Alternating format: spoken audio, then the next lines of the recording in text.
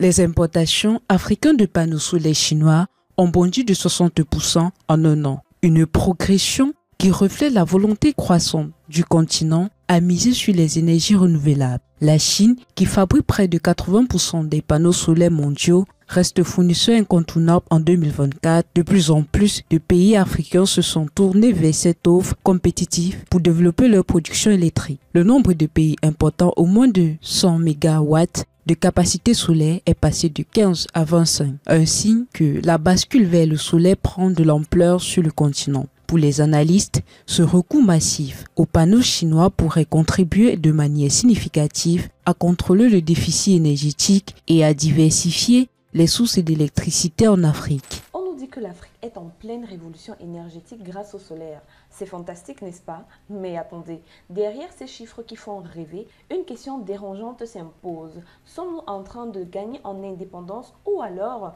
sommes-nous en train de tomber dans une nouvelle dépendance, cette fois-ci vis-à-vis de la Chine? Selon un rapport du think tank britannique Amber publié fin août, l'Afrique a explosé ses importations de panneaux solaires chinois. En un an seulement, plus de 60%. Et résultat, une capacité installée qui grimpe à plus de 15 000 MW.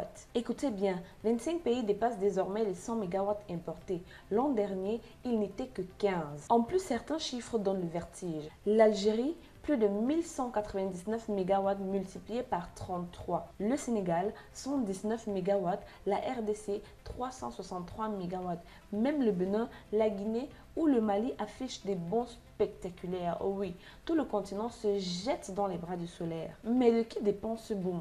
De la Chine, bien sûr. N'oublions pas, Pékin fabrique à elle seule 80% des panneaux solaires mondiaux. Alors oui, Dave Jones, l'analyste d'Amber, appelle ce moment un tournant historique. Et il a raison car le solaire est l'électricité la moins chère au monde. Mais posons-nous la vraie question. Qui contrôle la technologie? Qui encaisse les bénéfices? Parce que ce n'est certainement pas l'Afrique. Aujourd'hui seulement, seul le Maroc, l'Afrique du Sud et un peu l'Égypte tentent de produire localement. Le reste du continent reste prisonnier d'une dépendance massive. L'air scintillante, alimentée par plus de 40 000 miroirs, s'élève du sol désertique. Elle n'est pas seulement impressionnante, elle accomplit aussi quelque chose que peu de centrales électriques sur le continent sont capables de faire. Au total, il y aura plus de 42 000 miroirs. Il faut donc construire la tour d'une hauteur d'environ 247 mètres. Elle pourra alors capter toute la lumière réfléchie par les miroirs. Celle-ci sera mélangée à du sel fondu pour atteindre une température d'approximativement 550. Cette chaleur pourra ensuite être utilisée pour produire de l'électricité. Cette merveille d'ingénierie est plus haute que n'importe quel bâtiment en Afrique du Sud. Elle fonctionne jour et nuit pour produire de l'électricité. Il s'agit d'une installation de 100 MW et comme c'est une centrale thermique, elle présente un avantage particulier dans le sens où elle peut fonctionner 24 heures sur 24, 7 jours sur 7. Nous pouvons donc capter la lumière du jour, la stocker dans du sel fondu et fonctionner également la nuit. C'est là tout l'intérêt de ce projet.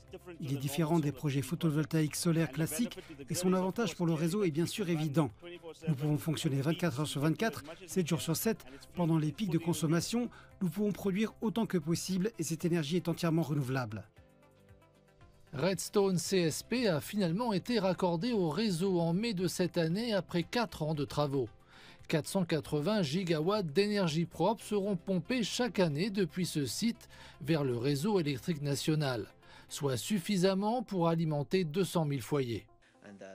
Il n'existe que 2 tours de ce type en Afrique subsaharienne. Le Maroc bénéficie d'un projet beaucoup plus vaste qui s'inscrit dans le cadre de l'initiative chinoise de la route de la soie visant à moderniser les infrastructures et les systèmes énergétiques continentaux.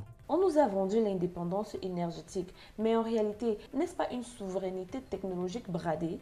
Alors que l'Afrique doit choisir à continuer à importer aveuglément ou enfin investir dans une industrie locale capable de soutenir sa propre transition énergétique. Parce qu'une chose est claire, le soleil brillera toujours, mais si rien ne change, ce sont les autres qui récolteront les dividendes. Pour plus de contenu sur l'actualité africaine, suivez-nous sur le réseau social africain Diba World et sur toutes nos autres plateformes. Tous les liens sont disponibles dans la bio.